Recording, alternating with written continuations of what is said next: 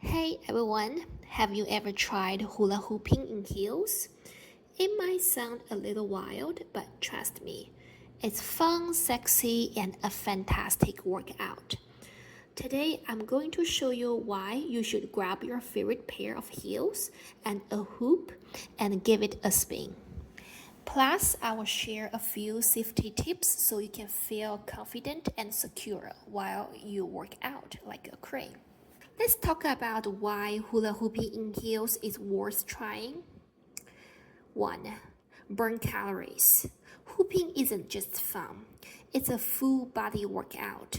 Your core, legs, and even your arms get a serious burn. You will tone up while having fun. Scalp your legs. Heels activate your calves, thighs, giving you strong and shapely legs. Boost confidence. There's something about hooping in heels that feels powerful and fabulous. You will feel sexy, strong, and unstoppable. But next, talk about safety because it is very important. Start with staple heels like block heels or wedges, especially if you're new. Make sure your space is clear. No rocks, furniture, pads, or anything you might trip over.